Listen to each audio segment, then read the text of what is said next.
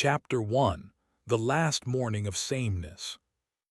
The sun, a pale disk in the perpetually overcast sky of Harmony Creek, cast weak light upon Caleb Jory's forge. Sparks spat from the hammer's kiss on glowing iron, a rhythmic punctuation to the otherwise hushed dawn.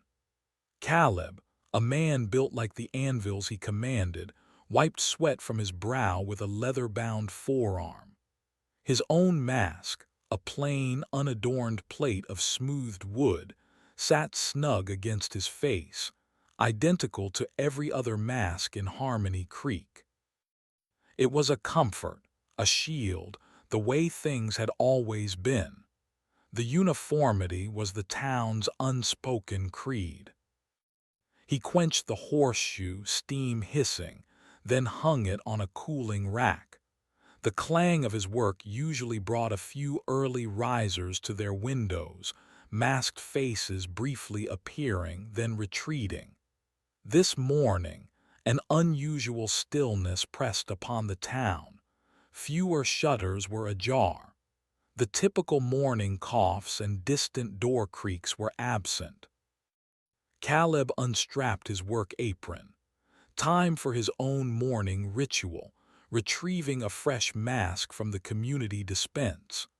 Old man Fitzwilliam, the town's former and only mask maker, hadn't crafted a new mask in years, his hands gnarled, his mind adrift. The dispense, a stone alcove by the silent town hall, was always stocked, or so it had been. He walked down the cobbled main street. The bakery, usually emitting the scent of Jonah Rye's early loaves, was dark. Samuel Grist's butcher shop, too, showed no sign of life. Unease, a cold worm, began to twist in Caleb's gut. He reached the dispense. His hand, calloused and broad, fumbled inside the cool stone opening. Nothing. His fingers scraped bare stone. He tried again, reaching deeper. Empty. A prickle ran up his spine. This had never happened, not once in his 30 years.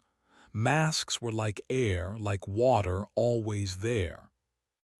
A small, choked sound came from nearby.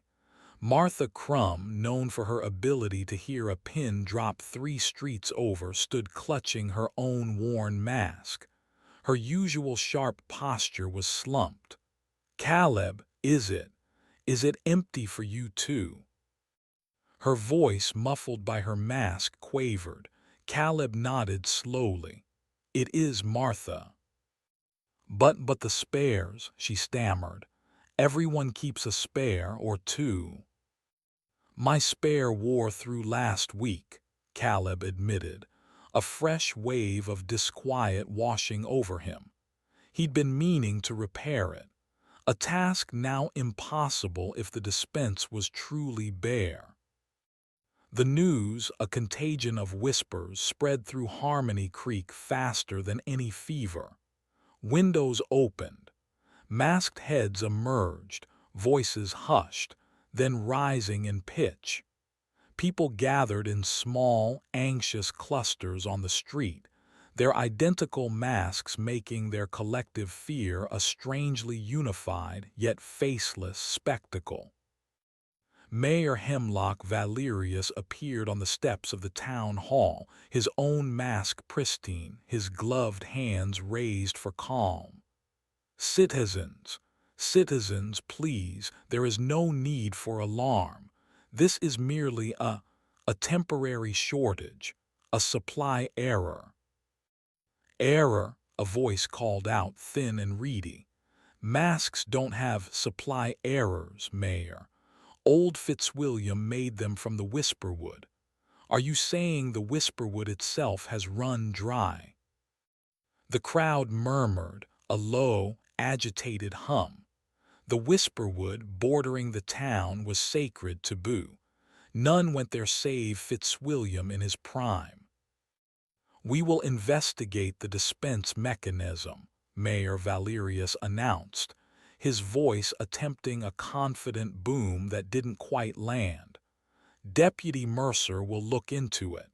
In the meantime, be prudent with your current masks. Conserve them. I am certain this will be resolved by day's end." Caleb watched Deputy Rook Mercer, young and trying to project an authority his few years didn't support, approach the dispense with a furrowed brow visible even above his mask line. The day wore on under a pall of anxious waiting. The townsfolk, accustomed to the anonymity of their masks, found themselves hyper-aware of the wood and leather shields. A cough, a sneeze, became a source of minor panic. What if the strap broke? What if the material frayed beyond repair? Leela Finch, a girl of perhaps 8 summers, walked hand in hand with her twin brother Tom. Their small, identical masks were cleaner than most. Leela clutched a rag doll whose own face was a stitched blank circle. Tom was silent as always. He rarely spoke, a quiet boy even for Harmony Creek.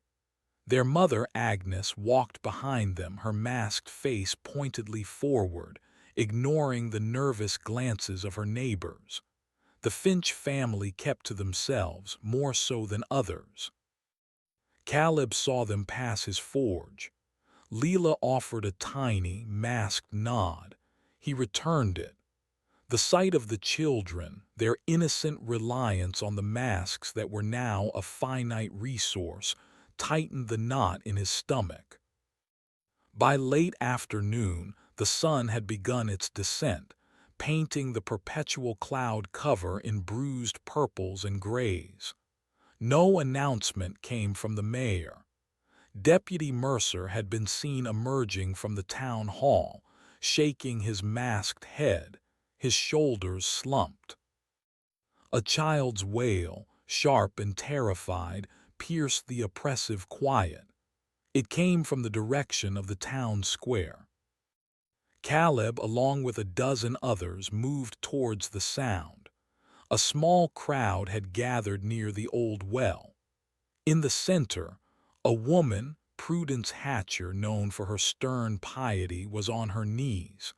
Her mask lay shattered on the cobbles beside her, splintered into a dozen pieces. She must have dropped it, or perhaps it had simply given way. Her hands were clamped over her face, but not in time. Those closest to her recoiled, gasps and horrified murmurs rippling outwards. Prudence's fingers, slick with crimson, spread. She lowered them slowly, her body trembling.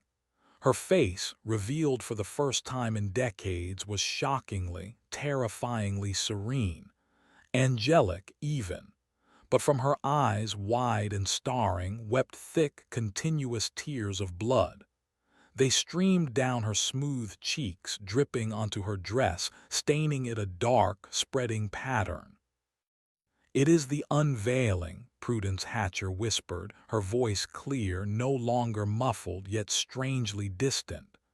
"The judgment is upon us. We are shown our true selves." The blood tears continued to flow, a horrific, ceaseless font. Panic, raw and primal, erupted. People scrambled backwards, tripping over each other. The sight of a real, bare face, and such a face, was an abomination, a violation of everything Harmony Creek stood for. Another scream, this one choked, cut through the rising din. Samuel Grist, the butcher, a large man, was clawing at his own mask. It tore away with a sound of ripping fabric and snapping leather. His face. It wasn't a face. Not human. Mandibles clicked where his mouth should have been. Bulbous, multifaceted eyes swiveled, reflecting the terrified faces around him in 100 tiny, distorted images. He made a wet, chittering sound, his large hands twitching. Yet through the horror, A flicker of his old self seemed to plead from those alien eyes. "No," he gurgled, the sound barely recognizable. "Help!"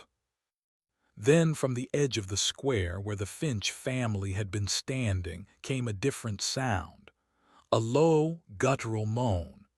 Agnes Finch was backing away slowly, her hands outstretched as if to ward off a blow.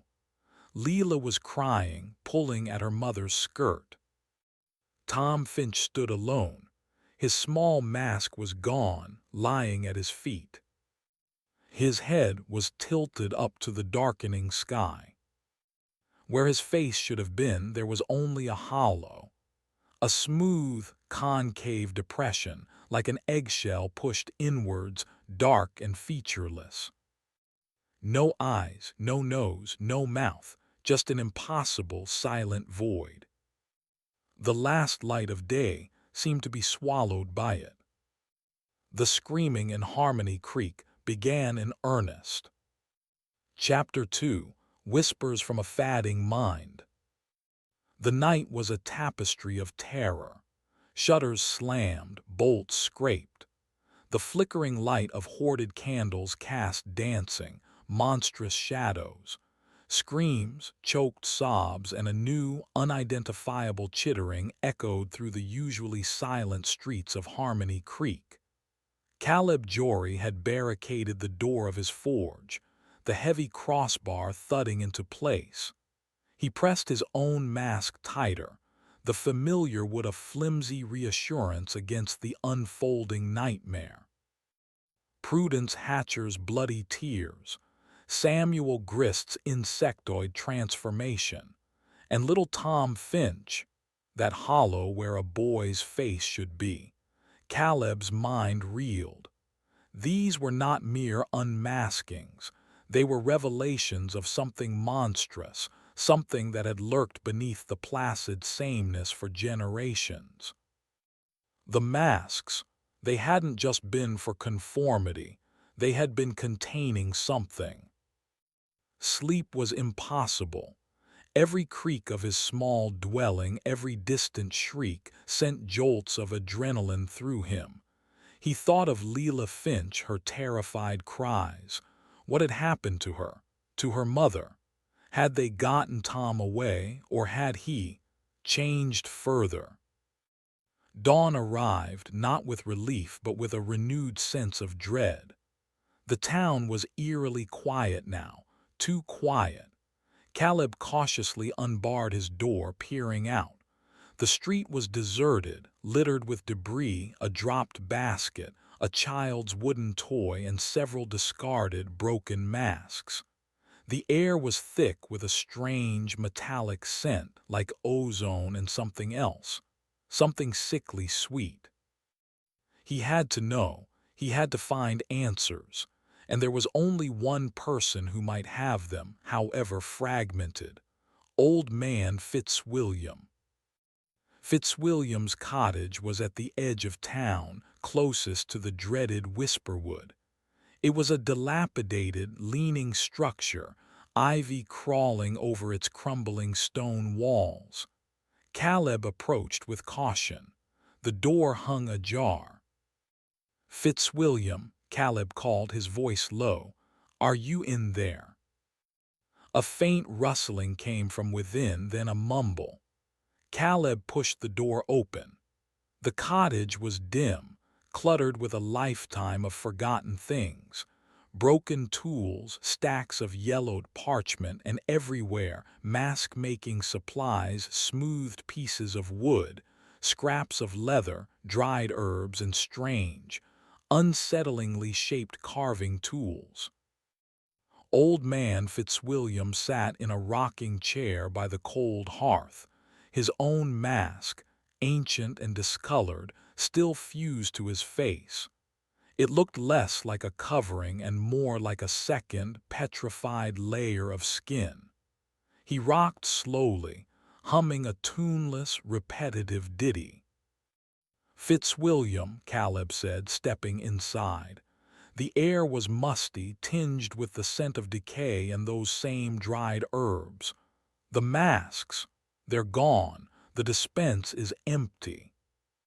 Fitzwilliam stopped rocking, his head with its immovable wooden face tilted slightly.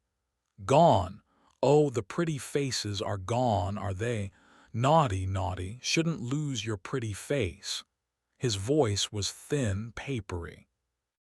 Not lost, Fitzwilliam, there are no more, and when the old ones break, people are changing. Caleb described what he'd seen: Prudence, Samuel, Tom Finch. The old man chuckled, a dry, rattling sound. Changing, yes. The wood remembers. The wood always remembers what was hidden. Silly things to think a little shaping could fool the deep patterns. Deep patterns? What do you mean? Caleb pressed, trying to keep the frustration from his voice. Fitzwilliam's mind was a labyrinth, and patience was the only key. The first faces. They were not good faces, Fitzwilliam whispered, leaning forward conspiratorially. His wooden mask seemed to stare directly at Caleb. Too loud, too bright, too hungry. The wood soothed them, smoothed them, made them quiet. Who made the first masks, Fitzwilliam? Why? The Shapers, long ago, before the town was a town, when the whispers were screams. He gestured vaguely towards the whisperwood. They came from the dark trees, showed us the way. The wood holds the quiet, but you must feed it. Feed it? Feed what?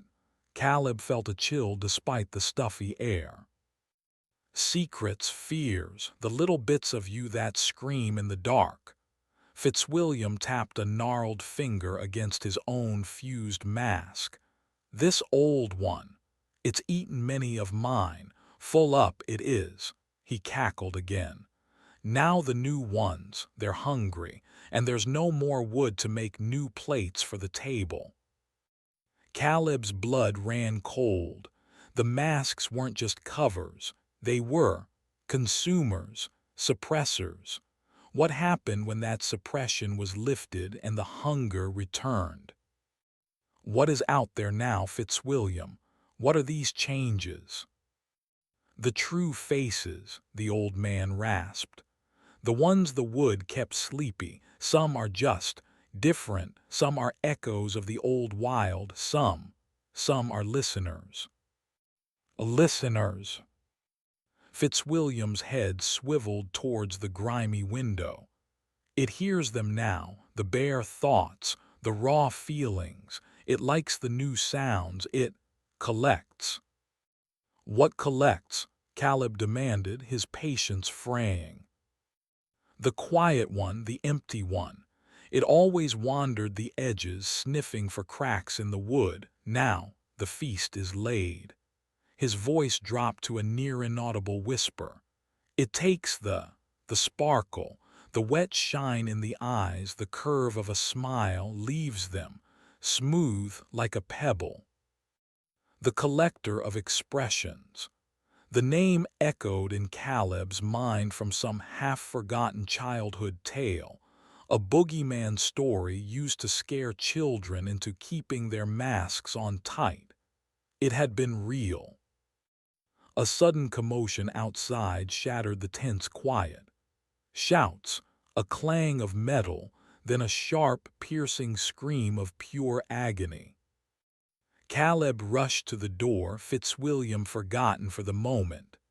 In the street, a small group of townsfolk, armed with cudgels and pitchforks, were surrounding something, or someone. It was Deputy Rook Mercer, or what had been Deputy Mercer. His mask was gone. His face was contorted, elongated into a bestial snout, coarse fur sprouting from his cheeks and brow. Yellow fangs dripped saliva. His eyes, though, were wide with a human terror and confusion, even as a low growl rumbled in his chest. He was trying to speak, to plead, but only animalistic sounds emerged. "Monster!" someone shrieked, lunging with a pitchfork. Rook, or the wolf thing he was becoming, yelped, dodging with unnatural agility. He swatted the pitchfork aside, his hand now more of a claw. He wasn't attacking, Caleb realized. He was terrified, defending himself. "Stop," Caleb roared, stepping forward. "He's still in there, it's Mercer." The townsfolk hesitated, their fear warring with a lifetime of conditioning against the unmasked, the different. Caleb looked at Mercer, at the agony in his transformed eyes. This was not just a physical change, it was a battle for his soul. "What do we do, Caleb?" Martha Crumb, surprisingly among the armed group, her face still masked but her voice trembling, asked. It's an animal." Before Caleb could answer, a new presence made itself known, not with a sound but with a sudden, chilling stillness that fell over the street. The air grew heavy, a palpable pressure. The metallic, sickly sweet scent Caleb had noticed earlier intensified. A shimmer in the air like heat haze coalesced near the struggling group. It was tall, slender, almost invisible, defined more by the way light bent around it than by any solid form. Floating around this indistinct figure were things, small, luminous motes. As Caleb focused, his breath caught. They were expressions. A silent, screaming mouth, a pair of joyful, crinkling eyes, a sneer of contempt. Dozens of them stolen, preserved, orbiting the shimmering entity like captured fireflies. The collector of expressions. It drifted towards Deputy Mercer. The wolf thing whined, a sound of pure dread trying to back away, but its transformed legs buckled. The townsfolk were frozen, their makeshift weapons forgotten. The collector extended a translucent tendril. It moved with an eerie grace, reaching for Mercer's terrified, snarling face. It wasn't interested in his bestial features. It was aiming for the human terror still visible in his eyes. "No," Caleb whispered, a cold horror gripping him. This was what Fitzwilliam meant. It was harvesting the raw emotion, the very essence of their revealed humanity. Chapter 3: The Shifting Face of Despair. The collector of expressions moved with an unhurried, deliberate slowness that was more terrifying than any sudden attack. Its translucent tendril, shimmering with captured light, reached for Deputy Rook Mercer's contorted face. The wolf-like features of the deputy twitched, a low whimper escaping his throat, a sound of pure animalistic dread mixed with a vanishing human plea. The townsfolk, moments before a vaguely threatening mob, were now statues of fear, their own masked faces turned towards the apparition. Caleb felt a desperate urge to act, to shout, to throw something, but his limbs were leaden, his throat constricted. This was a horror beyond pitchforks and clubs. The tendril touched Mercer's brow just above his terrified, golden eyes. There was no violence, no blood. Instead, a faint shimmer passed from Mercer to the collector. The raw terror in Mercer's eyes dimmed. It was as if a light had been snuffed out behind them. His snarling snout relaxed slightly, the bared fangs seeming less threatening, more vacant. The collector retracted its tendril, and a new mote of light, a perfect, incandescent capture of undiluted fear, joined the swirling constellation of stolen emotions orbiting its indistinct form. Deputy Mercer slumped, his body still lupin, but the fight, the human struggle within, had visibly lessened. He looked around with a dull confusion. the sharp intelligence in his gaze replaced by a more primitive, instinctual awareness.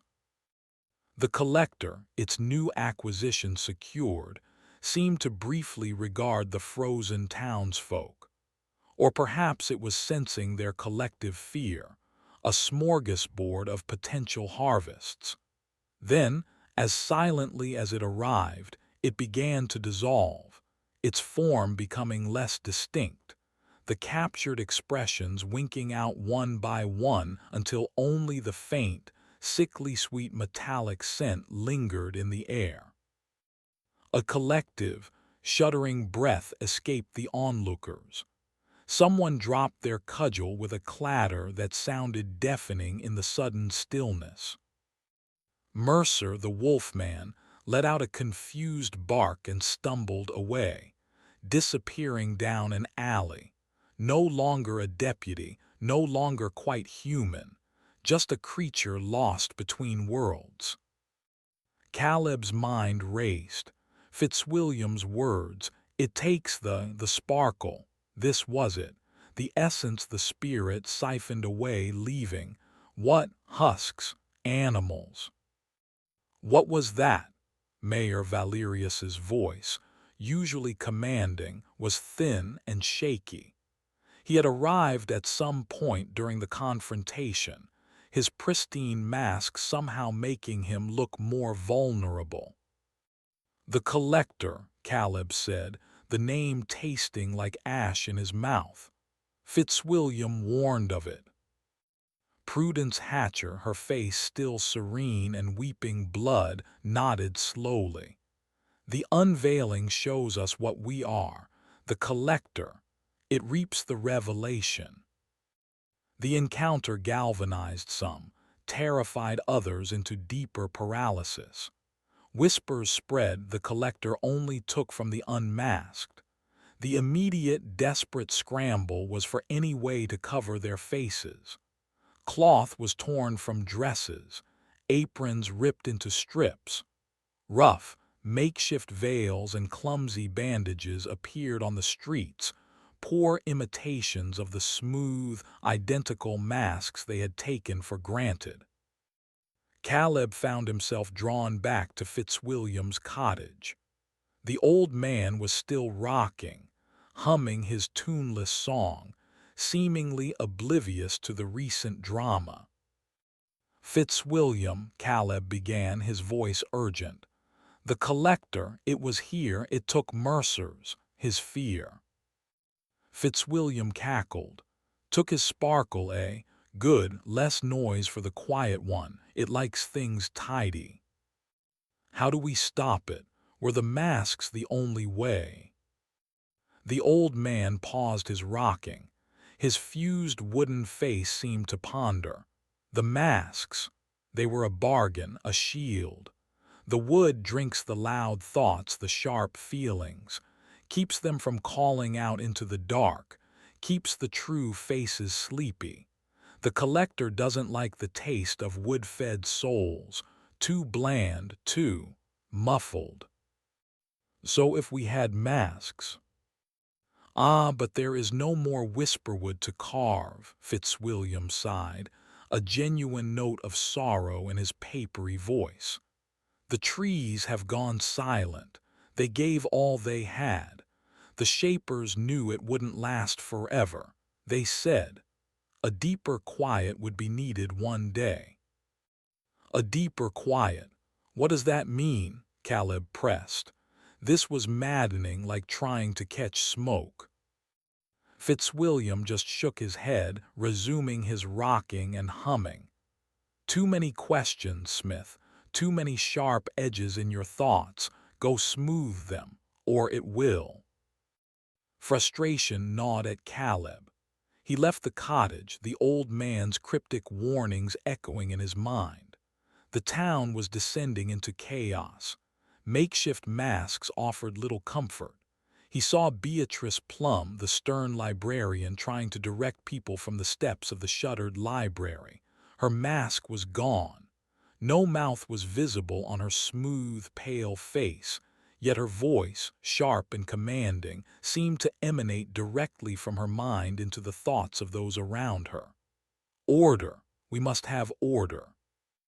Consult the old charters, the founding laws. Few listened, too consumed by their own terror.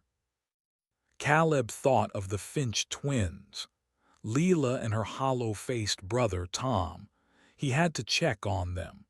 Their small cottage was near the edge of the Whisperwood, even more isolated than Fitzwilliam's. As he approached, he heard a soft, rhythmic sound, a child's humming. He rounded the corner of the overgrown garden. Leela Finch sat on the doorstep, her back to him. She was carefully, meticulously trying to fashion a new mask for her doll out of a piece of sacking and string. Her own face was bare, and shockingly, blessedly normal. A child's face, smudged with dirt, framed by tangled brown hair. Her eyes, though wide and shadowed with fear, were clear. "Leela," Caleb said gently. She flinched, whirling around. Her small, ordinary face was a beacon of normalcy in the madness. "Mr. Jory." "Are you all right, child? Where is your mother and Tom?" Leela's lip trembled. Mama won't come out of the bedroom. She keeps crying. She won't look at Tom." She gestured with her head towards the closed cottage door. "Tom, he's just sitting. He doesn't move much." "Can I see him?" Caleb asked. Leela nodded hesitantly, her eyes darting towards the dark doorway. She pushed it open a crack. Inside, the cottage was dim. Tom Finch sat on a small wooden stool in the center of the room, facing away from the door. His small shoulders were slumped. The concave void where his face should have been was turned towards the far wall.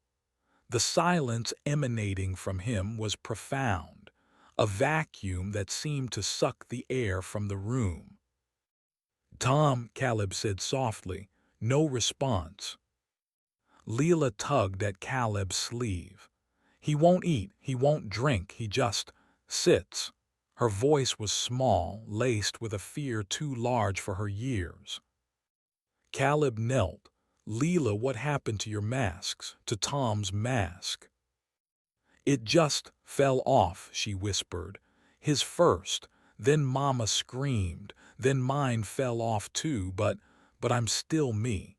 She looked up at him, her gaze searching. "Why am I still me, Mr. Jory? Why isn't Tom?" Caleb had no answers. He looked at the back of Tom's head, at the utterly still, small form. The unfairness of it, the randomness, was a fresh stab of horror. Why one child and not the other? Suddenly a faint sound drifted from within Tom. Not a voice, not a breath, it was a whisper. So faint Caleb almost missed it. A dry, rustling sound like autumn leaves skittering across cobbles. It seemed to come from the hollow of his face.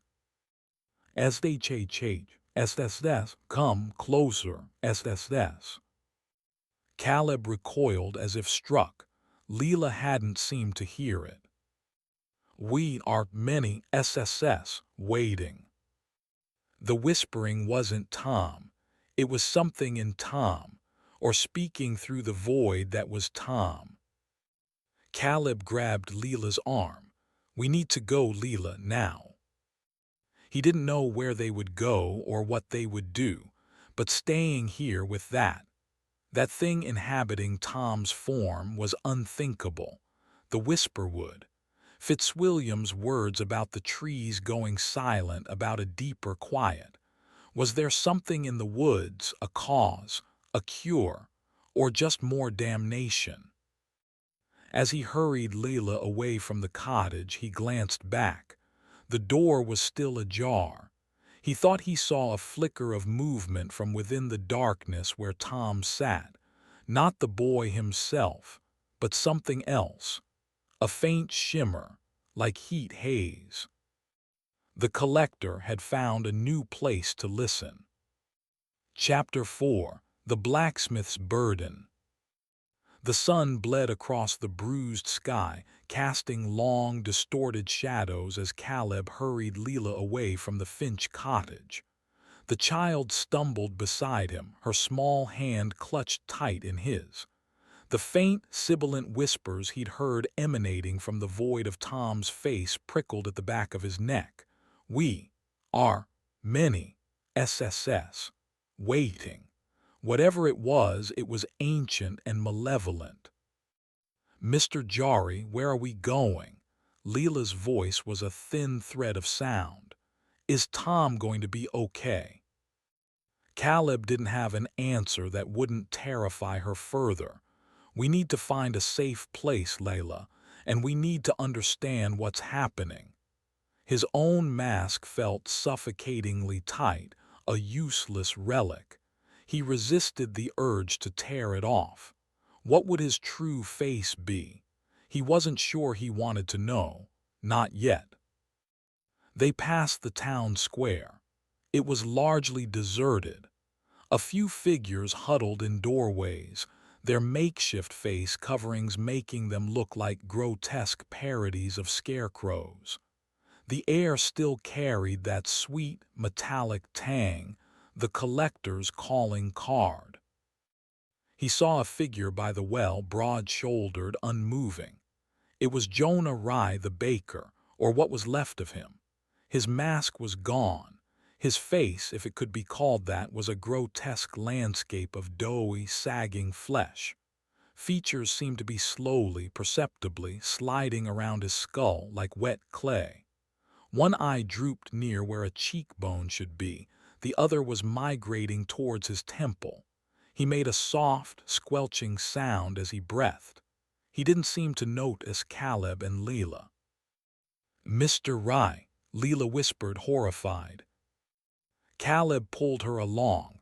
"Don't look, child." The transformations were varied, unpredictable. Prudence's bloody tears, Grist's insectoid head, Mercer's lupin form, Jonah's melting visage, and Tom's awful emptiness. Was there any pattern, any reason? His forge offered the only semblance of safety he could think of. He barred the door again, the familiar sound a small comfort. Leela huddled by the cold hearth, clutching her faceless doll. "Fitzwilliam said the masks were a bargain," Caleb muttered, packing the small space. "He said the wood drinks the loud thoughts, the sharp feelings, keeps the true faces sleepy." He looked at his own hands, calloused from years of smithing. But what are these true faces? He had to risk it. He had to know what he was dealing with within himself. If he was to protect Layla, if he was to survive, he couldn't afford to be a prisoner of his own unknown. His fingers went to the clasps of his mask. They were stiff. He fumbled with them, his heart hammering against his ribs. This was it, the moment of unveiling. The mask came away. He didn't dare look in the cracked piece of polished steel he used as a mirror. Not yet. He waited for a change, a searing pain, a sudden transformation. Nothing. The air felt cool on his skin, unfamiliar. He took a breath. It tasted different, sharper. Slowly, he turned to the makeshift mirror. His face, it was, his face. Older than he remembered, lined from sun and forge fire, stubbled from a mist morning shave, but undeniably humanly his. There were no extra eyes, no melting flesh, no bestial snout. On one side, the left side of his face was as he'd always imagined it under the mask, rugged, unremarkable, but the right side was a roadmap of torment, a mass of thick, twisted scar tissue, puckered and discolored, as if his flesh had been melted and then cooled into a grotesque sculpture. It pulled at the corner of his eye, giving him a permanent, slight snarl. His right ear was a mangled nub. He touched the ruined flesh. It was numb, dead to sensation. He remembered now. A childhood accident, a spill of molten metal at his father's forge. He'd been so young. The town physician, old Doc Haraway, long dead now, had done his best. And then the mask. The blessed concealing mask. He'd worn one ever since, like everyone else, but for him it had been a double blessing. Hiding not just the town's shared secret, but his own private disfigurement. Leela gasped. She stared at him, her eyes wide, not with the terror she'd shown for Tom or Jonah Rye, but with a kind of awe and a touch of pity. "Mr. Jory," she said softly, "your face, it's hurt." Caleb managed a grim smile, the movement feeling strange and uneven on his dual-aspected face. "An old argument with the forge, Leela. The forge won that day." A strange sense of liberation mixed with a new, profound sorrow washed over him. He was not a monster, not in the way Grist or Mercer had become, but he was marked. His true face was one of pain, of a past trauma made manifest. Perhaps that was what the masks had hidden for everyone, not monstrosity, but vulnerability, the raw wounds of existence. And the collector, why hadn't it come for him? Was his pain too old, too scarred over, or was it simply not sparkly enough, as Fitzwilliam put it? A frantic pounding on the forge door startled them both. "Caleb Jory, are you in there?" It was Martha Crumb's voice, thin and panicked. Caleb hesitated, then unbarred the door. Martha, her makeshift veil askew, stumbled in. Her eyes, visible above the cloth, were wild with fear. "It's the mayor," she gasped. "Mayor Valerius, his mask. It broke, and his face. Oh, Caleb, it's horrible." "What happened?" Caleb asked, his own revealed, scarred face causing Martha to recoil for a moment before her fear overrode her shock. "He was giving orders, trying to organize a bucket brigade for the well. Some say the water's gone bad and he gestured too hard. The mask just shattered, and underneath," she shuddered. "It's like a doll's face, Caleb, smooth. No eyes, no nose, no mouth, just blank, but he's still talking. His voice is coming from inside his head, all muffled and awful." Caleb pictured it, the portly mayor, his featureless face a terrifying blank canvas, his voice a disembodied drone. Another variation of the horror. "And the collector?" Caleb asked, dreading the answer. "It came," Martha whispered, tears streaming down her own masked cheeks. "It just hovered and it reached for him, but it couldn't take anything. It was like there was nothing to take, it seemed. Frustrated, it left. But the mayor, he's just standing there, still issuing orders, but no one can understand him properly. He's empty," Caleb suggested grimly. Martha nodded. "Empty." This was new, the collector failing. What did it mean? Was Mayor Valerius's particular transformation a defense, or was he already so devoid of inner sparkle that the collector found no purchase? "We need to get out of this town, Lila," Caleb said, a new urgency in his voice. Harmony Creek was a death trap, each unmasking a roll of some terrible cosmic dice. Fitzwilliam mentioned the Shapers long ago, and the Whisperwood. If there are any answers, they might be there. The Whisperwood, Leela's eyes widened further. But we're not allowed. The rules have changed, child, Caleb said, his gaze sweeping the forge. He needed supplies. Water, some dried food, a weapon. His smithing hammer felt reassuringly heavy in his hand. "What about Mama?" Leela asked, her voice trembling again. "And Tom?" Caleb's heart ached. Agnes Finch was lost in her grief. And Tom was a vessel now. "We can't help them by staying here, Leela. If there's a way to reverse this, to fight back, it won't be found in Harmony Creek." He hoped he sounded more confident than he felt. He helped Leela fashion a sturdier, multi-layered cloth covering for her face. "It's not a true mask, but it might help a little," he said, though he doubted it would fool the collector. For himself, he would go unmasked. His disfigurement was his own truth now.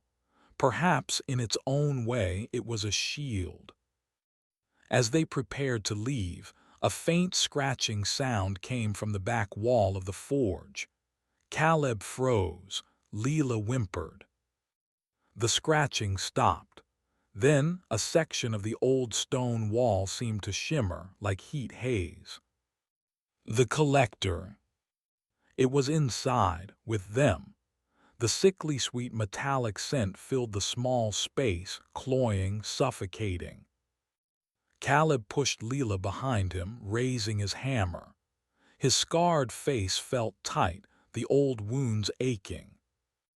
The translucent entity solidified, its orbiting collection of stolen expressions winking like malevolent stars. It turned its faceless gaze towards Caleb. Then it slowly extended a tendril, not towards him, towards Leela. The child screamed, a pure, piercing sound of terror. The collector wanted her sparkle, her innocent, untainted fear. Chapter 5. The Path Through Shadowed Leaves. Caleb roared, a wordless sound of fury and denial, swinging the heavy smithing hammer in a desperate arc. The hammer passed through the collector's translucent form with no resistance, like striking mist. The entity didn't even flinch. Its shimmering tendril continued its inexorable advance towards Leela. Leela, pressed against Caleb's back, was sobbing, her small body trembling violently. "No, go away, leave me alone." The collector was almost upon her. Caleb felt a cold despair wash over him. He couldn't fight it. He couldn't touch it. Then an idea born of Fitzwilliam's ramblings. The wood drinks the loud thoughts, the sharp feelings. The collector doesn't like the taste of wood-fed souls. Too bland. He grabbed the nearest object, a heavy wooden mallet he used for shaping softer metals. It wasn't whisperwood, just ordinary oak, but it was wood. "Leela, close your eyes, think of nothing, nothing at all, be quiet inside." He didn't know if it would work, if a child could achieve such emptiness, but it was their only chance. He thrust the wooden mallet into her hands. "Hold this. Hold it tight." He then did the only other thing he could think of. He stepped directly in front of Leela, positioning his own revealed, scarred face between the child and the collector's advancing tendril. "Take me," he snarled, his voice raspy. "If you want a taste, try this." The tendril paused mere inches from his ruined cheek. The orbiting expressions around the collector seemed to swirl faster, agitated. It was as if the entity was confused, assessing. Caleb focused all his will, trying to project the bitterness of his old pain, the grit of his survival. the metallic tang of his own forge, anything but the bright, pure fear it craved. He thought of the molten iron that had seared his flesh, the years of hidden shame. The tendril twitched. It slowly, hesitantly touched his scarred cheek. A bizarre sensation, not pain, but a kind of draining coldness, spread from the point of contact. He felt diminished. A memory, the sharp sting of his father's disappointment after the accident, faded, becoming duller, less potent. The collector's tendril recoiled slightly. A tiny, dull mote of light, gray and listless, detached from Caleb and was reluctantly absorbed by the entity. It didn't join the bright, swirling constellation. It just vanished within its form. The entity seemed to shudder. It was a subtle thing, a flicker in its translucence. It then began to recede, drawing back from Caleb and Lila, its constellation of stolen expressions dimming momentarily. It flowed towards the wall it had entered, hesitated, then seeped back into the stone, vanishing. The oppressive atmosphere lightened, the sickly sweet scent faded. Caleb slumped against the wall, his breath coming in ragged gasps. His scarred cheek felt cold, strangely numb in a new way. Leela was still sobbing, clutching the wooden mallet. It didn't like you, Mr. Jory, she choked out between sobs. No, child, Caleb said, his voice weak. It seems my brand of misery is an acquired taste. Or perhaps, he thought, the old scars, the old pain had already been fed into his original mask for so long, there was little left for the collector to find appetizing. His mask had been doing its job for years, consuming his private anguish. He knew they couldn't stay. The collector might return, or other horrors might find them. The whisper would. It was their only hope, however slim. They slipped out of the forge and into the chaos of Harmony Creek. The makeshift face coverings were more common now. He saw Tabitha Weaver, the seamstress, her face covered in a delicate, tight lacework of what looked like her own skin, her eyes wide and unblinking behind it. She was trying to stitch a similar covering onto a wailing child, her fingers deft but her expression utterly blank. The journey to the edge of town was a gauntlet of terrors.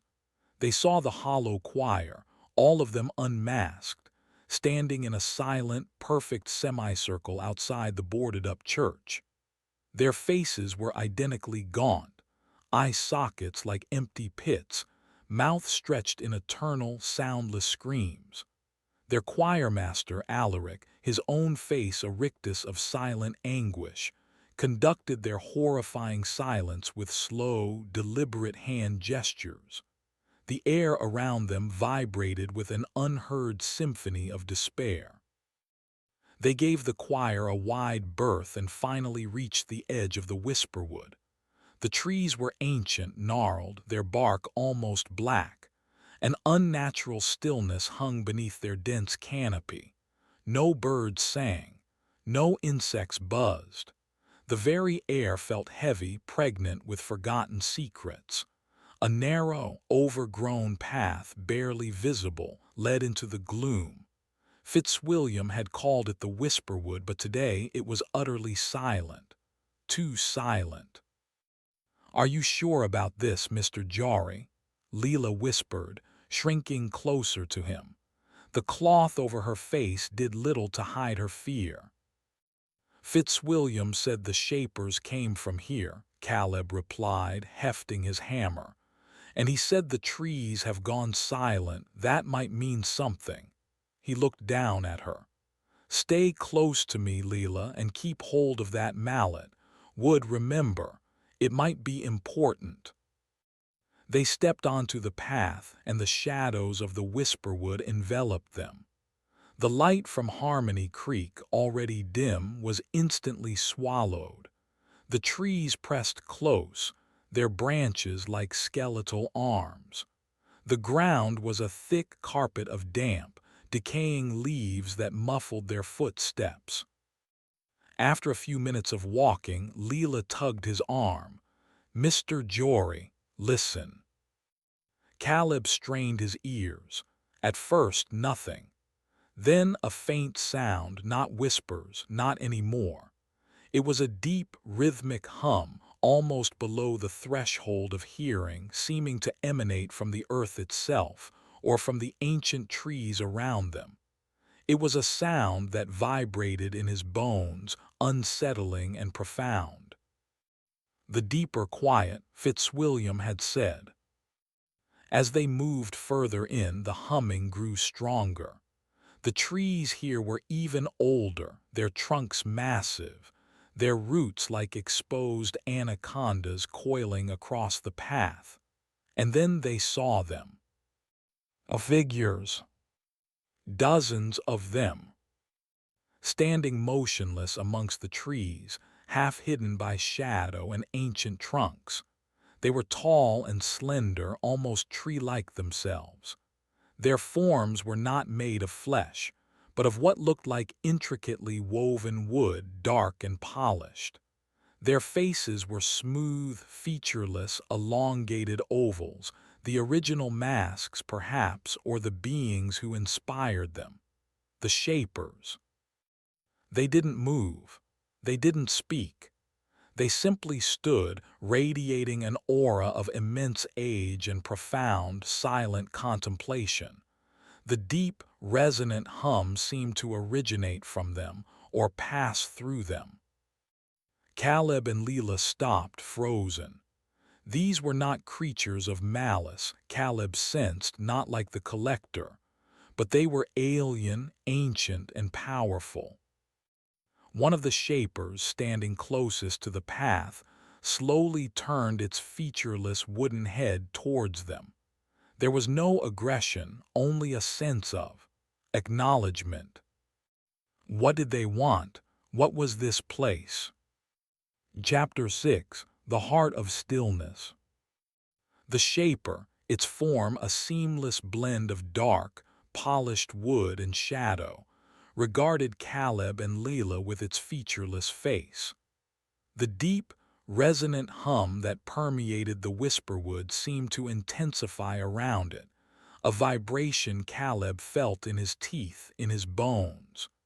It wasn't a threatening sound, but it was overwhelmingly powerful, ancient. Leela hid behind Caleb's legs, clutching her wooden mallet so tightly her knuckles were white.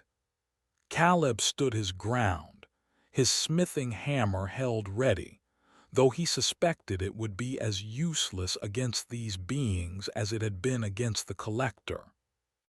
We seek answers," Caleb said, his voice sounding small and rough in the profound stillness of the wood. "Our town, Harmony Creek, the masks are gone, people are changing." The Shaper remained motionless. The hum was its only response, a language Caleb couldn't comprehend. He tried again. "Old man Fitzwilliam, the mask maker, he spoke of you.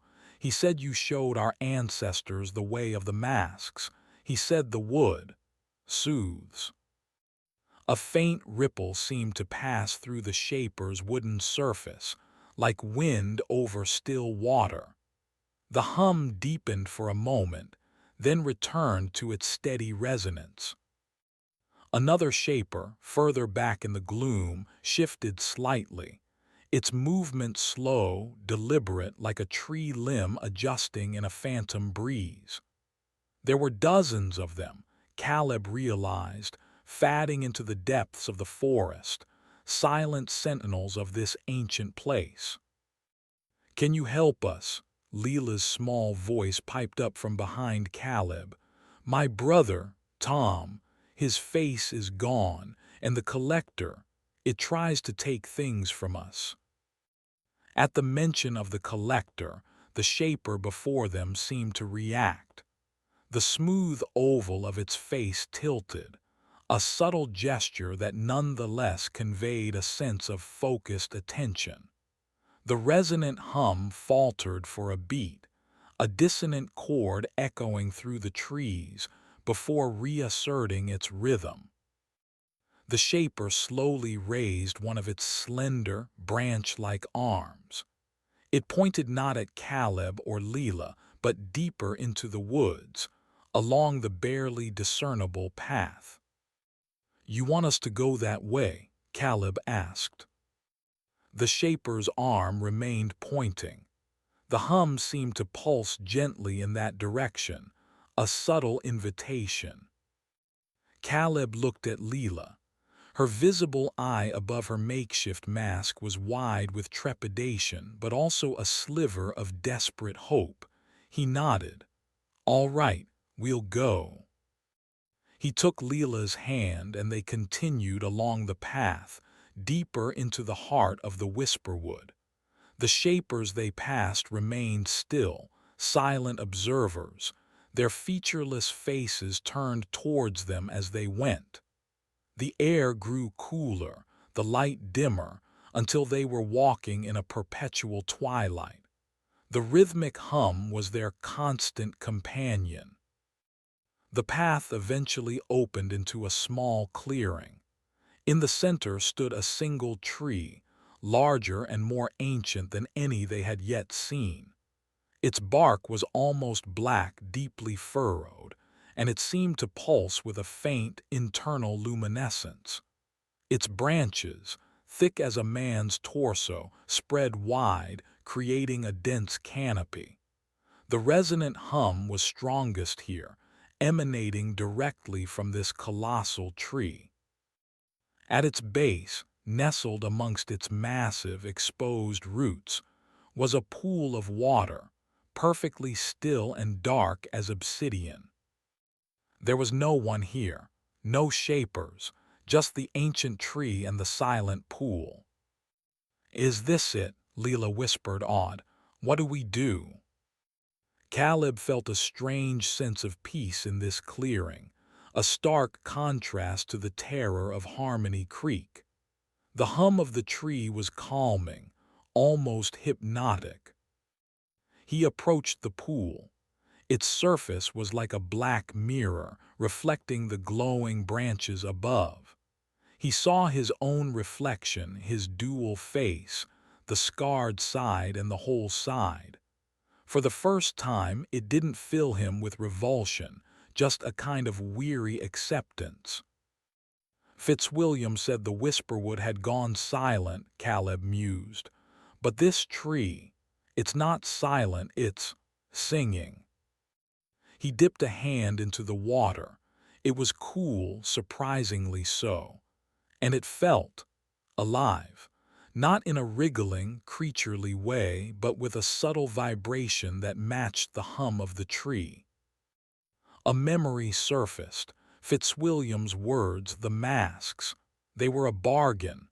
The wood drinks the loud thoughts, the sharp feelings. But you must feed it secrets, fears. And then the shapers said, a deeper quiet would be needed one day. Was this the deeper quiet, this ancient tree, this pool? He looked at Leela. Her small face was pale. She was still clutching the oak mallet. "Layla," he said gently, "the masks in town. They were made from the wood of trees like this, maybe even this one's ancestors. They absorbed the noise inside people to keep the true faces hidden, to keep the collector away." "But there's no more wood for masks," Leela said, her voice small. "No," Caleb agreed, "but maybe we don't need to wear the quiet. Maybe we need to become it or share it." He looked at the pool again. An idea, wild and desperate, formed in his mind. "The water," he said. "What if the water carries the tree's quiet? What if it can soothe, like the masks did, but from the inside?" It was a long shot, based on fragmented ramblings and desperate hope. But what other choice did they have? Return to Harmony Creek and wait for the collector, or for their own faces to betray them in some new, horrific way? "Mr. Jory, are you going to drink it?" Leela asked, her voice barely a breath.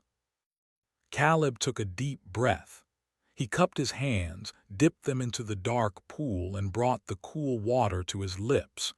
It was tasteless, odorless, but as he swallowed, he felt that deep, resonant hum spread through him, a wave of profound calm washing away the ragged edges of his fear and anxiety. The aching in his scarred cheek lessened. The chaotic thoughts in his mind seemed to settle, like silt in a still pond.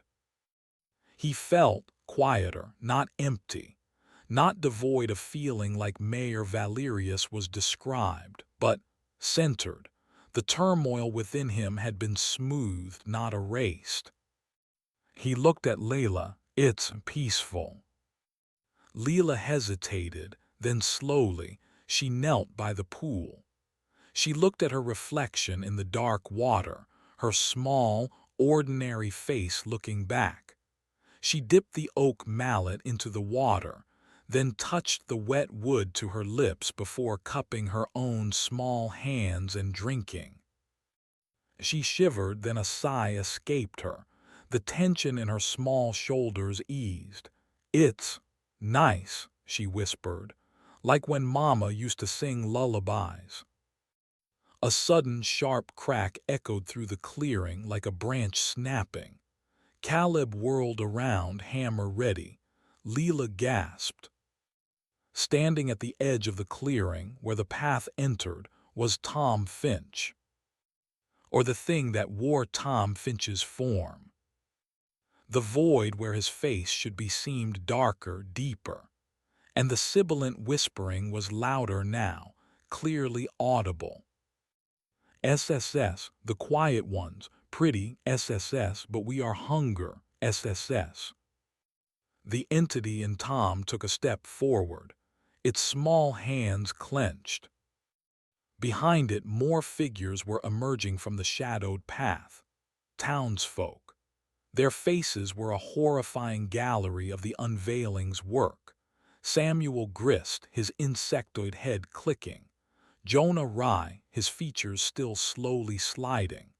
Others Caleb didn't recognize, their forms twisted, their eyes either blank or burning with a strange light.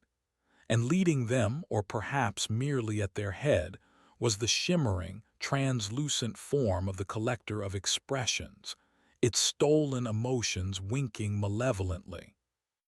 They had been followed, or led. The collector raised a tendril, not towards Caleb or Layla, but towards the great, ancient tree. The old quiet, SSS, must end. SSS, the feast, begins, the whispers from Tom's void hissed. The peaceful hum of the ancient tree faltered, a note of distress entering its deep song. The faint luminescence in its bark flickered. The collector and its grotesque procession were here to destroy the heart of the whisperwood. Chapter 7. A New Kind of Silence. The air in the clearing crackled with a sudden, terrible energy. The peaceful hum of the ancient tree warped into a discordant thrum, a sound of immense pressure, as if the tree itself were groaning in pain. The collector of expressions, a shimmering column of malice, drifted towards the tree, its stolen expressions flaring like malevolent embers. The grotesque parade of transformed townsfolk shuffled behind it, their varied horrors a testament to Harmony Creek's unraveling. Tom Finch, or the voidentity wearing his small form, stood at their fore, the sibilant whispers growing louder, more insistent. SSS, break the heartwood. SSS, let the true sounds. SSS, free. Caleb shoved Layla behind the massive trunk of the ancient tree. "Stay here, don't move." He had no illusions about fighting this horde. His hammer was useless against the collector, and the transformed townsfolk, while perhaps physically vulnerable, were numerous and unpredictable. His only hope lay in the tree, in the deeper quiet Fitzwilliam had spoken of.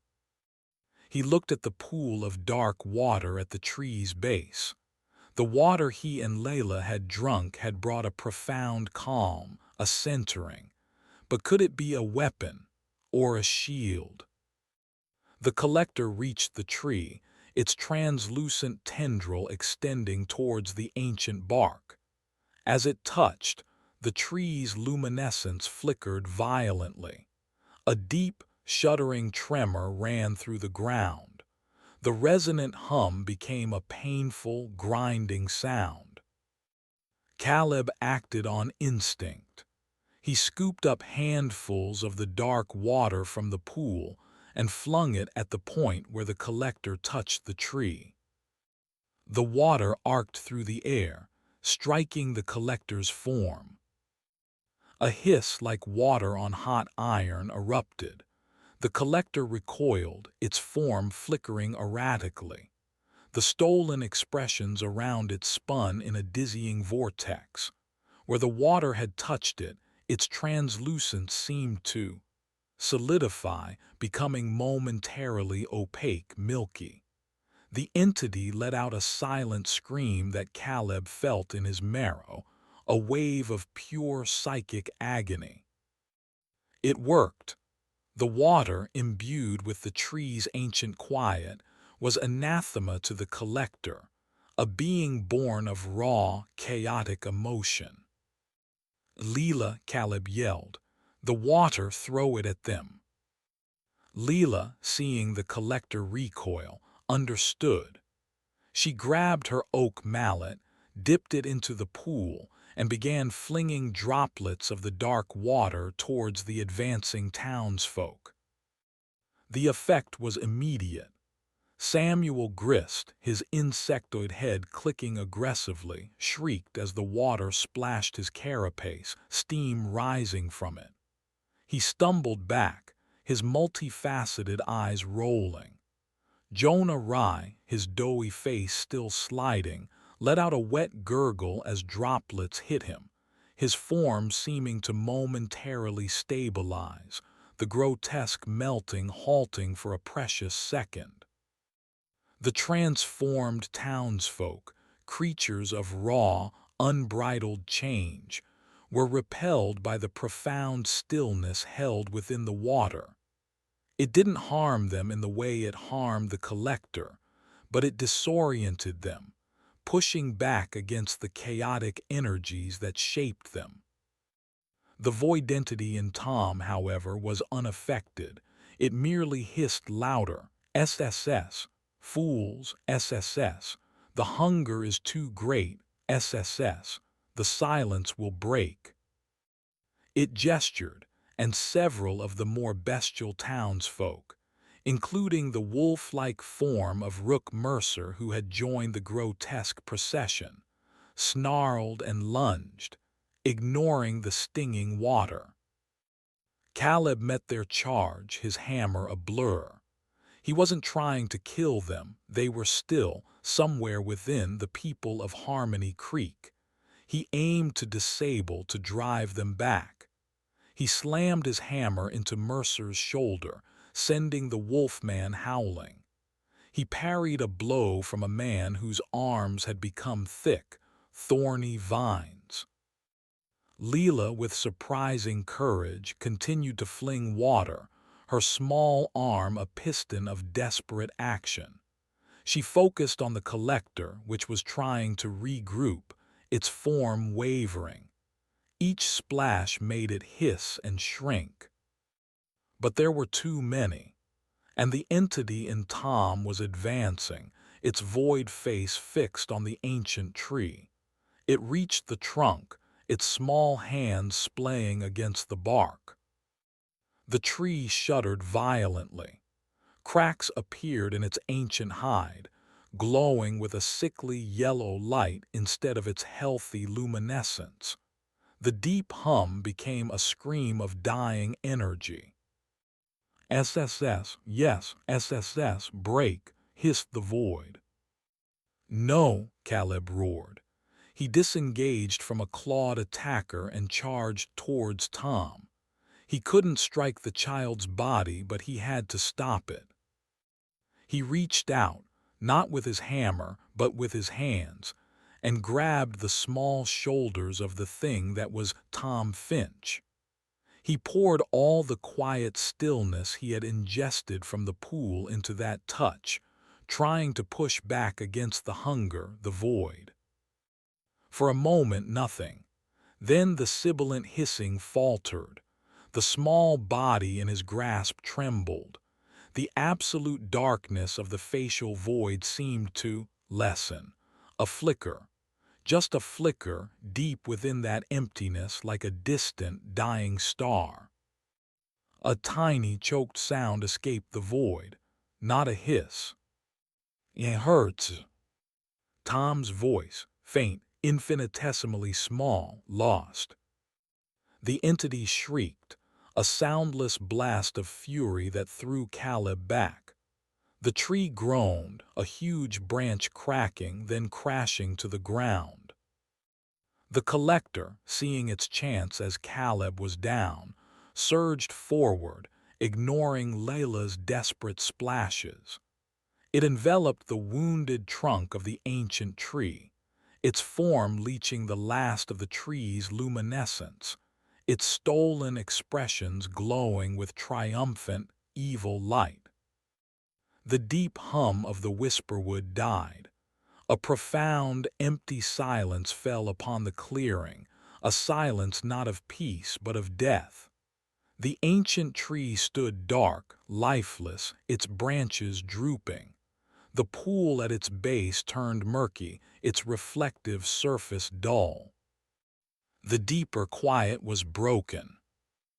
The transformed townsfolk, no longer held back by the tree's influence, surged forward with renewed, mindless aggression. The voidentity in Tom stood triumphant, its whispers now a chorus of victorious malice.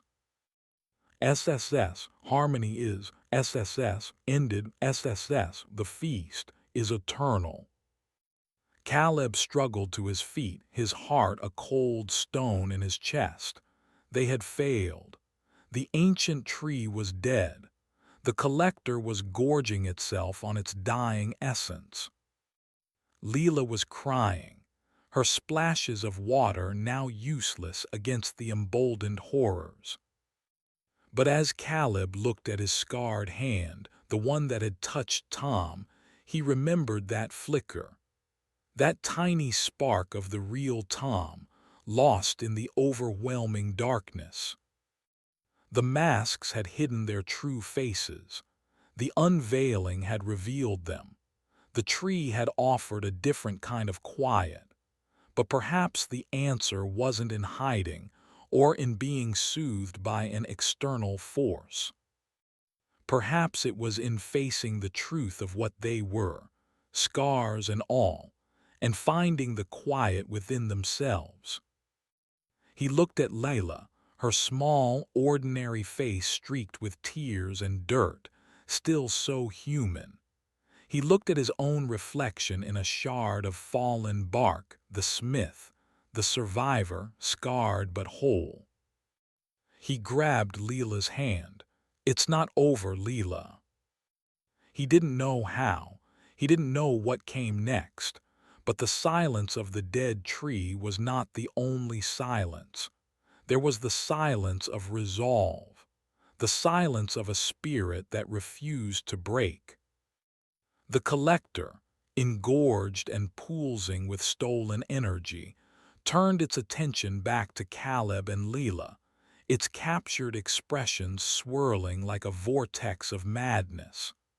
The transformed townsfolk closed in, their grotesque forms a wall of impending doom. Caleb Jory stood before them, the blacksmith, his dual face set in a grim line, Layla at his side. The Whisperwood was dead.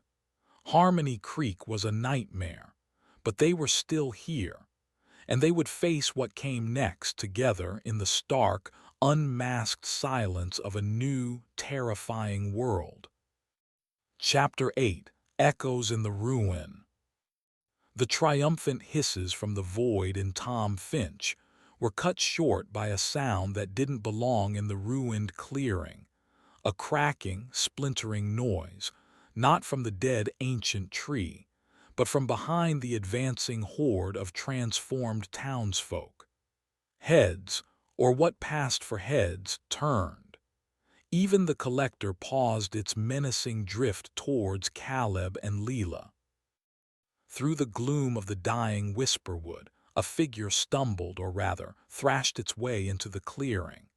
It was Old Man Fitzwilliam, but not as they knew him. The ancient, fused mask he always wore was shattering, pieces of dark, petrified wood flacking away from his face like bark from a long-dead tree. Beneath it, raw, pulsating flesh showed, shot through with glowing green veins that mirrored the patterns of wood grain. His eyes, visible now, were entirely green, luminous and wild. He was less man, more plant elemental, a dryad of decaying wood. "Fools!" Fitzwilliam roared, his voice no longer papery but a booming baritone that resonated with the very soil. "You break one heart, but the wood remembers. The wood endures." He slammed a gnarled, root-like hand onto the earth. The ground trembled. Roots, thick as pythons, erupted from the forest floor, ensnaring the legs of the nearest transformed townsfolk. They shrieked and clawed, but the roots held fast, dragging them down. The collector, its form still pulsing with the stolen energy of the ancient tree, turned its faceless attention to this new, unexpected threat. It launched a tendril at Fitzwilliam. The old man turned forest spirit, swatted the tendril aside with a branch-like arm. "Your stolen whispers are nothing to the true voice of the wood, Shadow Thing." A new energy surged through the clearing. Not the peaceful hum of the great tree, but something wilder, more primal.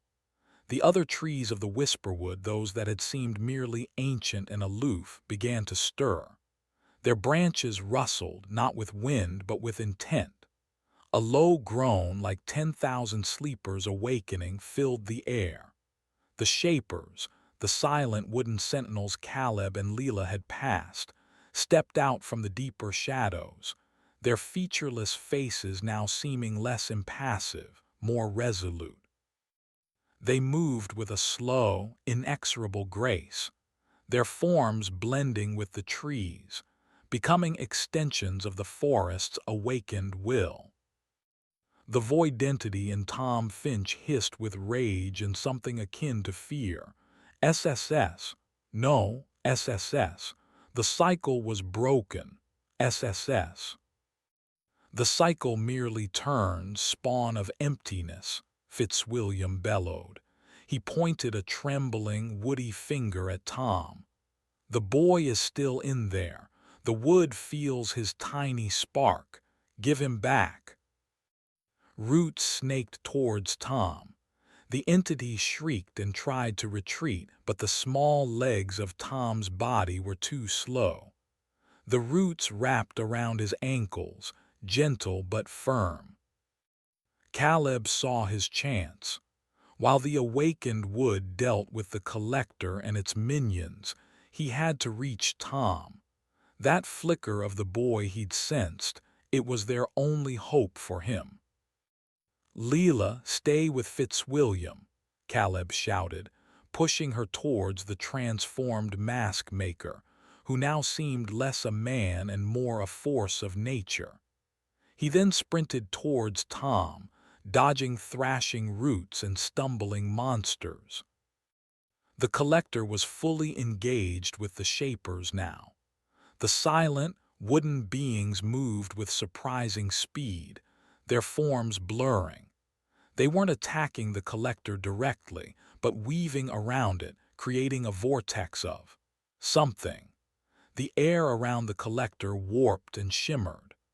The stolen expressions orbiting it began to flicker and fade, as if their stolen light was being reclaimed or neutralized by the raw, ancient power of the wood.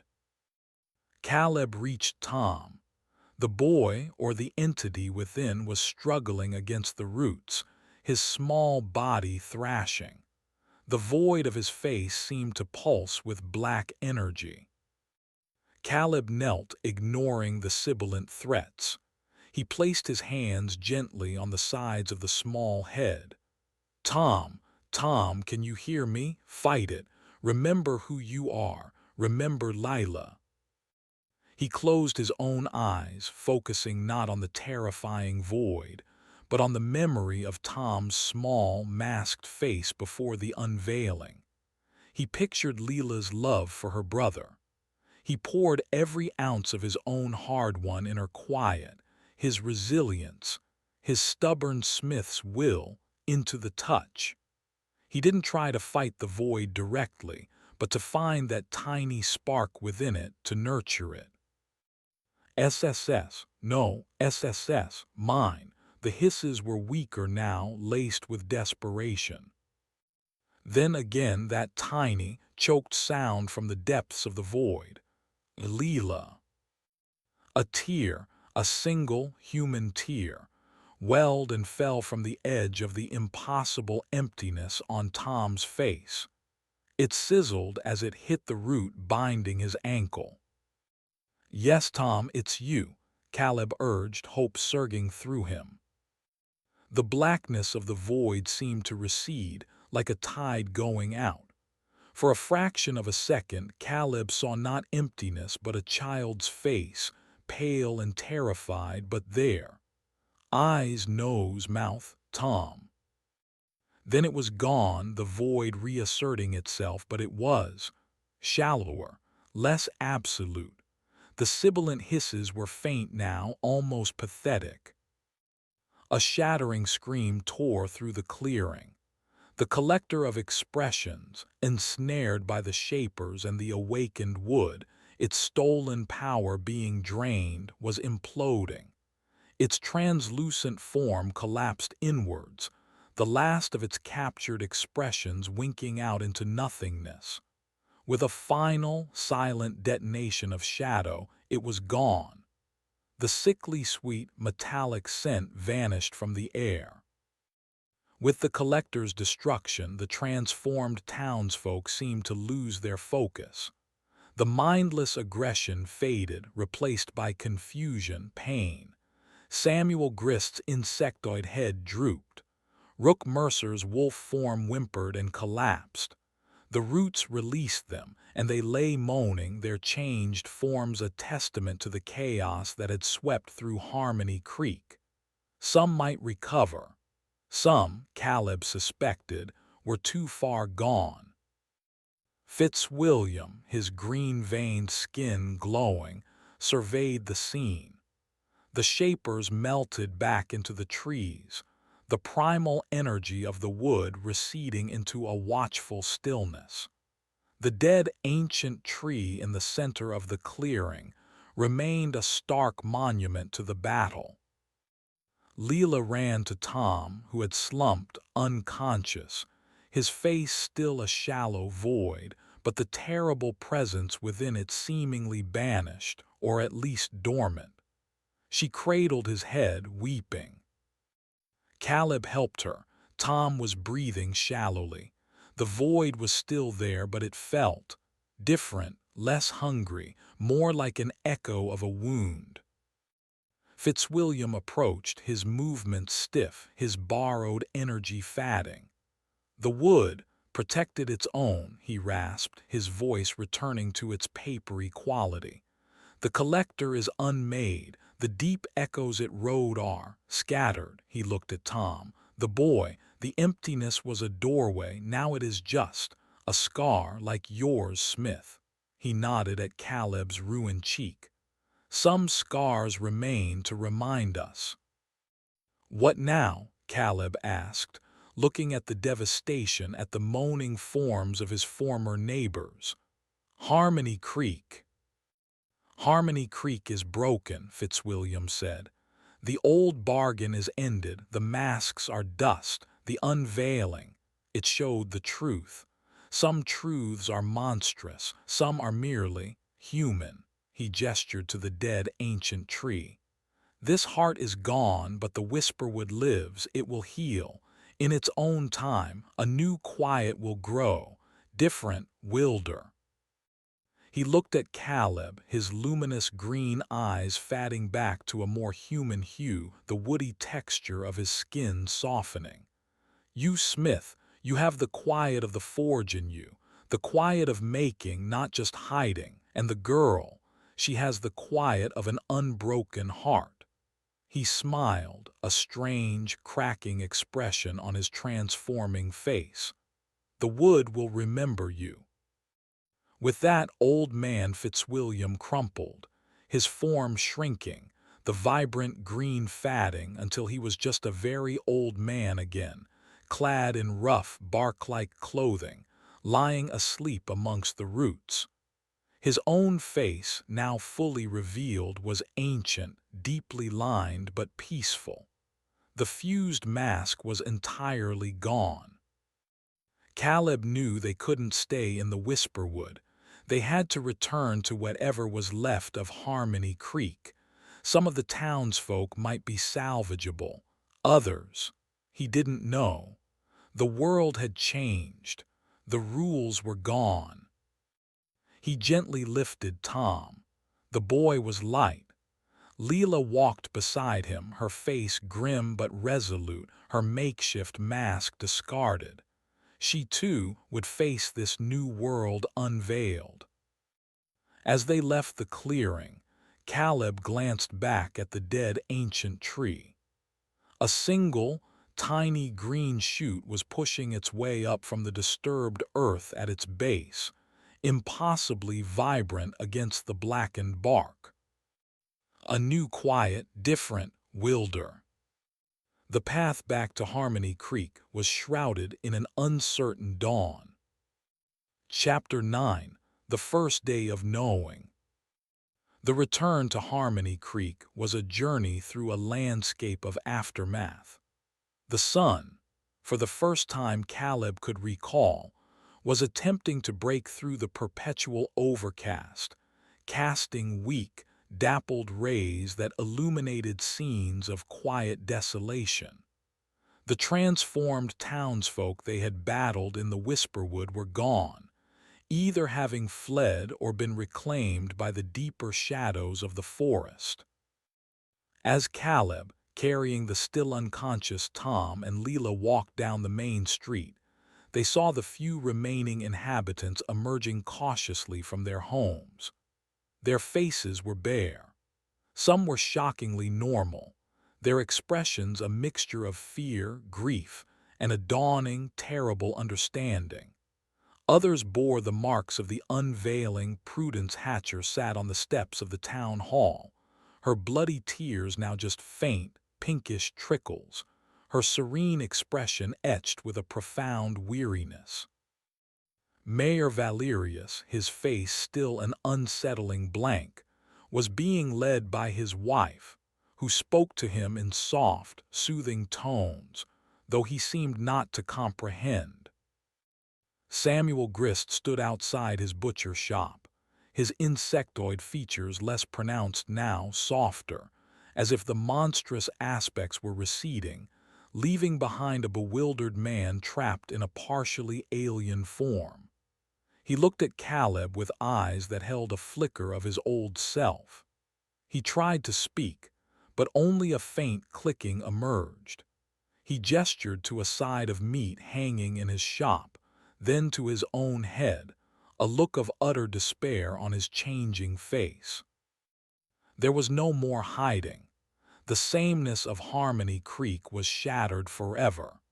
Each person was now an open book of their inner truth, their hidden natures, their deepest fears or strengths laid bare for all to see. Caleb's own scarred face drew stares, but no longer of the horrified, recoiling kind. Instead, he saw curiosity and, in some, a grudging respect. He was one of them, marked but still standing. They took Tom back to the Finch cottage. Agnes Finch was there, huddled in a corner, her face tear-streaked and ordinary. When she saw Tom, alive, the void in his face still present but somehow less menacing, less absolute, she rushed to him, sobbing his name. The terrible emptiness was a wound, as Fitzwilliam had said, one that might never fully heal, but the devouring presence within it was gone. Tom stirred, his eyelids fluttering over the shallow hollowness. He was still lost, but he was home. Days turned into weeks. Harmony Creek did not magically heal. It was a town of ghosts and survivors, each grappling with their revealed selves. Some, whose transformations were too extreme or whose minds had shattered, wandered off into the Whisperwood, perhaps to be absorbed by its new, wilder magic, or perhaps to simply fade away. Others, like Prudence and Samuel, began to find a new, uneasy equilibrium with their altered forms. They were different, but they were alive. Caleb Jari, the blacksmith with the dual face, became an unlikely anchor. His forge, once a place of simple craft, became a meeting point. People came to him not for masks, but for tools, for repairs, for a steady presence in a world unmoored. His scars were a testament to survival, and his quiet strength offered a strange comfort. He didn't have answers, but he listened. Leela Finch became his shadow, his apprentice. She had seen horrors that would break most adults, but she possessed an inner resilience, the quiet of an unbroken heart Fitzwilliam had noted. She helped Caleb at the ford, her small hands surprisingly deft. She tended to Tom, who slowly, painstakingly began to re-engage with the world. He never spoke, and the void remained, but sometimes, when Leela held his hand or hummed a tune, a faint, almost imperceptible light would flicker deep within the emptiness, like a distant star refusing to be extinguished. The Whisperwood began to change. The dead ancient tree in the clearing became a strange monument. The new green shoot at its base grew with unnatural speed, already a sapling, its leaves a vibrant, almost luminous green. The shapers were not seen again, but the wood felt, awake, watchful, different. Sometimes a faint, wilder hum could be heard on the wind, a new song for a new era. Old Man Fitzwilliam was buried at the edge of the Whisperwood, beneath a young tree that seemed to sprout overnight. Some said they could hear his voice in the rustling of its leaves, offering cryptic advice or chuckling at their struggles. There was no more collector. Its reign of terror was ended, but the fear it had instilled lingered, a reminder of the fragility of their perceived realities. The people of Harmony Creek learned to live with their true faces, their true natures. It was not easy. There was still fear, still prejudice, still pain. But there was also a raw honesty that had never existed beneath the identical masks. One evening, Caleb stood outside his forge, watching the sunset paint the sky in colors he'd never truly noticed before. The air was clear. Leela was teaching Tom a simple game with pebbles, her laughter echoing softly in the twilight. The void in Tom's face seemed a little less dark today. Caleb touched his scarred cheek. It no longer ached with the memory of old pain. It was simply a part of him, a testament to a past he had survived, a mark of the truth he now wore openly. Harmony Creek would never be harmonious in the old way again. The unveiling had been a terrible, brutal birth. But as Caleb looked at the determined light in Leela's eyes, at the faint, struggling spark in Tom, at the resilient, scarred faces of his neighbors, he knew this was not an ending. It was the first difficult day of knowing. And in that knowing, however harsh, lay the faint, flickering promise of a new beginning, built not on concealed uniformity, but on the unveiled, complicated, and undeniable truth of who they were. The silence of Harmony Creek was no longer one of suppression, but one of quiet, hard-won existence. The end.